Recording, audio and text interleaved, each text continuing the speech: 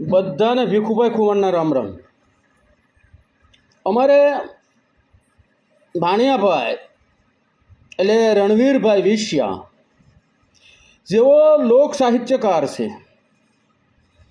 એ કોઈ સંતની મુલાકાતે ગયા અને સંતની સાથે સત્સંગ કરે છે.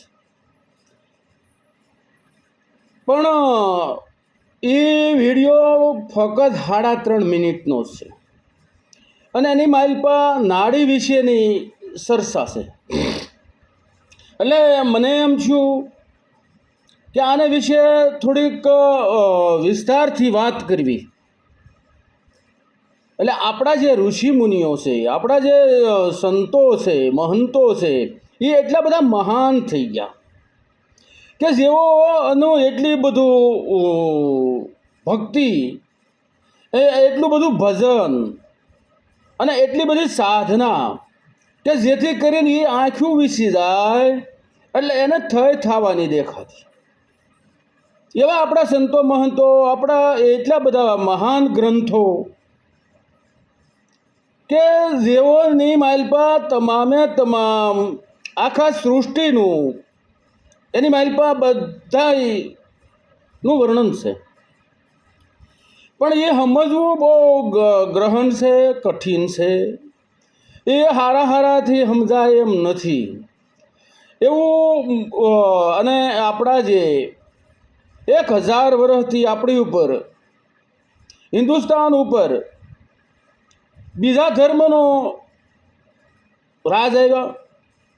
એટલા માટે આપણા મહાન ગ્રંથો, મહાન પુસ્તકો એનો નાશ કર્યો. જેટલો બને એટલો નાશ કર્યો. અંગ્રેજો આવ્યા તો એ પણ આપણા જે હારા પુસ્તકો લઈ ગયા. અને છેલ્લે જે સત્તા આવી એને તો કોઈ પણ ઇતિહાસ ન રહે, કોઈ પણ હિન્દુનું કંઈ પણ ન રહે એવી પ્રેરણા કરી, એટલી બધી એ મહેનત કરી.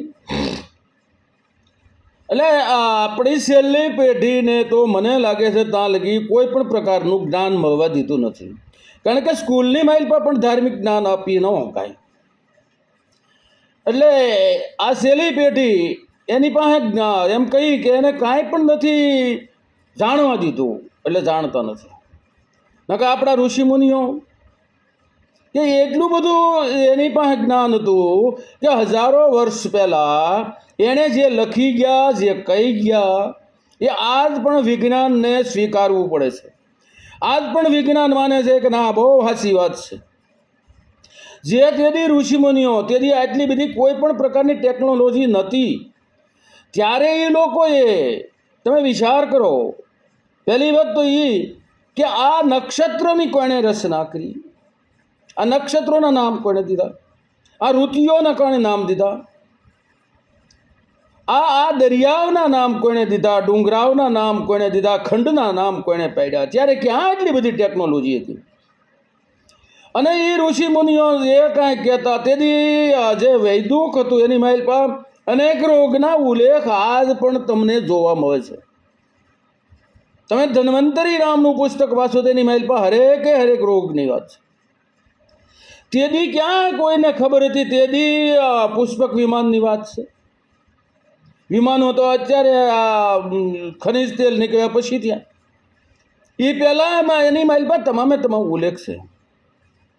અને આવા મહાન ઋષિમુનિઓ થઈ ગયા. એ એવા ઋષિમુનિઓનો સત્સંગ થાય તો અતિશય ઊંડાણભરી વાતો સાંભળવા મળે, જાણવા મળે. એવી જ આ વાત કે નાડી,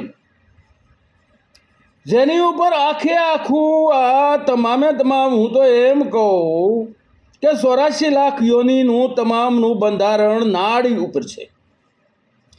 શરીરની માઇલ પર જે નાડી હાલતી હોય એ 3 પ્રકારની નાડી છે: ઈંગલા, પિંગલા અને સૂક્ષ્મણા. એટલે એની વાત કરતા પહેલા આપણા ત્રિપુટી મહાન થઈ ગયા. મહાન ત્રિપુટી એટલે કે કહસંગ ગોહિલ, એમના પત્ની એટલે ગંગા સતી, અને એમની દાસી અને પછી શિષ્યા એટલે પાનબાઈ. આ 3 ત્રિપુટી થઈ ગયા. એની આખી વાત મેં મારા શરૂઆતના વિડીયોની માઇલમાં ગંગા સતી અને પાનભાઈ નામનો વિડીયો છે. તમારે પૂરો જોવો હોય તો મારી ચેનલનું નામ છે ભીખુભાઈ ખુમાણ. ખોલી અને ગંગા સતી અને પાનભાઈ કહેજો એટલે તમને આખી વાત જાણવા મળશે.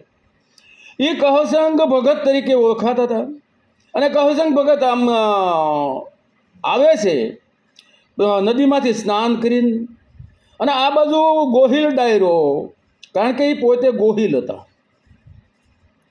એટલે ગોહિલ ડાયરો સોપાટમાં બેઠા છે. ઊંચી સોપાટ છે, પહેલાં તો ઊંચી પડતરના જ મકાનને સોપાટ ઊંચી એટલે સોપાટમાં બધા ડાયરો બેઠા છે.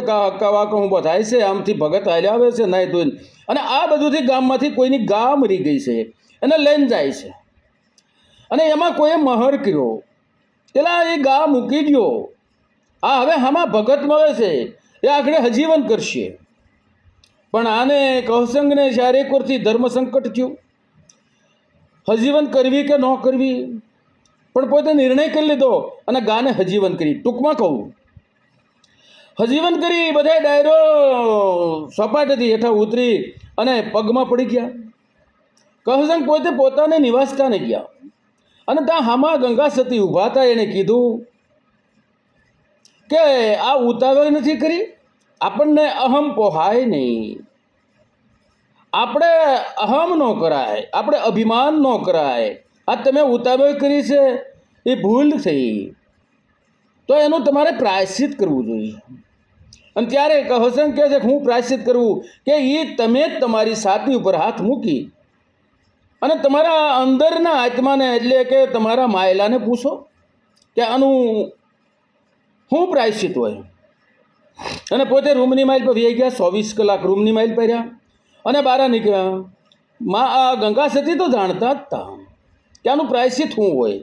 બહાર નીકળ્યો અને તરત એણે જાહેર કર્યું કે હવે મારે સમાધિ લેવી છે. ત્યારે ગંગા સતી કહે છે કે તો તમારી હારે હું કાયમ મેં તમને કોઈ દિવસ રેઢા નથી મૂક્યા, તમારી સેવા કરી છે તો મને તમારી સેવા કરવા માટે સાથે આવવા દો. અને ત્યારે કહે છે કે ના, તમારી દાસી અને હવે આપણી શિષ્યા એટલે પાંડળી, જેને આપણે પાનભાઈ તરીકે ઓળખી છે, એ એક ખવાની દીકરી હતી. એટલે એ આપણી ભક્તાણી છે અને એ હજી અધૂરી છે. તો એને પૂરણ કર્યા પહેલાં તમારે આવવાનું નથી, એને પૂરણ કરી અને પછી આવવાનું છે. અને કોઈ દિવસ પોતાના પતિનું વેણ ઉઠાપ્યું નહોતું, એની આજ્ઞાનું ઉલ્લંઘન કર્યું નહોતું. એને કીધું કે જેવી તમારી મરજી, જેવી તમારી આજ્ઞા, હું જલ્દીમાં જલ્દી એને પૂર્ણ કરી અને તમને તાત્કાલિક આપી દઈશ. અને ત્યાર પછી ગંગા સતી રોજ એક ભજનની રચના કરે અને એ ભજનનો આખો સાર આખા દિવસની માઇલ પર સમજાવે. એવી રીતે 52 દિવસ લગી રોજ એક એક ભજનની રચના કરી. એટલે 52 ભજન, ગંગા સતીના 52 ભજન થયા. અને 52 દિવસે પાનભાઈ પૂર્ણ થયા અને 52મે દિવસે સમાધિ લીધી. ત્યાર પછી 3 દિવસે પાનભાઈએ સમાધિ લીધી. એટલે 3 ભજન પાનભાઈના છે, 52 ભજન ગંગા સતીના છે અને 6 ભજન કહસંગના છે. આ ત્રિપુટીના 61 ભજન થાય. એ ભજનની માઇલપા ગંગા સતી પાનભાઈને સમજાવતા કહે છે કે જમણી છે ઈંગલા અને ડાબી છે પિંગલા અને સૂક્ષ્મના નાર કરી અને જે ભજન છે એની માઇલપા પછી એનો આખો ઉલ્લેખ કરી અને એને સમજાવે છે કે આ 3 નાડી ઉપર આ 84 લાખ યોનિનું બંધારણ છે. એની ઉપર જ આ જન્મ મરણના એની ઉપર આવે છે.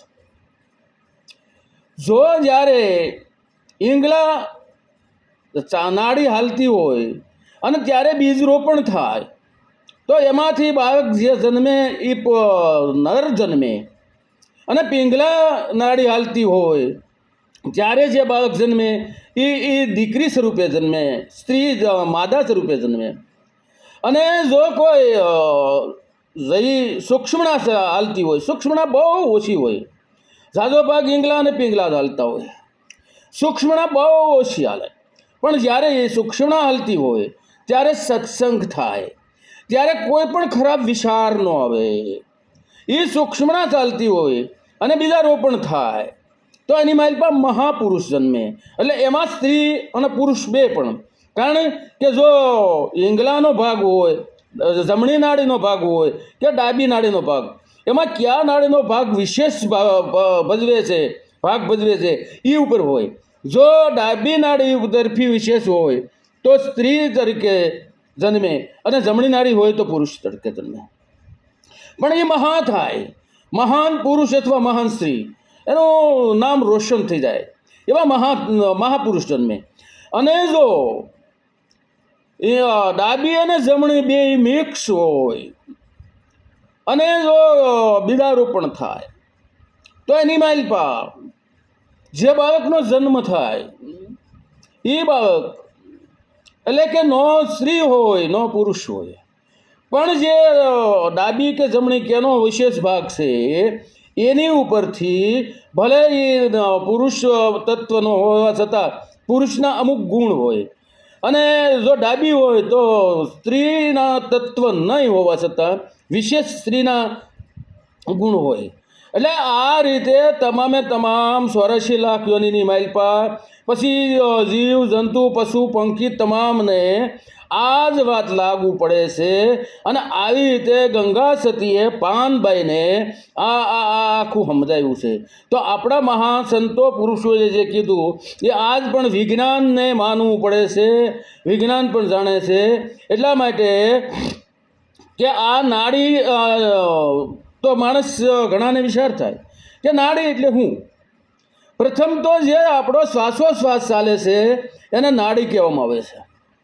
એટલે જે આપણા નાકખોરાની માલપાથી આપણે શ્વાસ લઈએ છીએ, એટલે એની માલપા જો તમારે જાણવું હોય તો તમારા હાથની આંગળી નાકની પાસે રાખો અને એની માલપા જે નાખોરું હાલતું હોય જમણું કે ડાબું, એટલે જમણી નાડ નાખોરું હાલતું હોય તો એ જમણી નાડી છે, ડાબું હાલે તો ડાબી નાડી છે. અને બે હાથે હાલે એને સૂક્ષ્મણા કહેવાય. બે સાથે હાલતા હોય એને સૂક્ષ્મણા કહેવાય. તો આ મારે આજે નાડી વિશે થોડીક વાત કરી. જય માતાજી, જય ઋષિ મુનિઓ.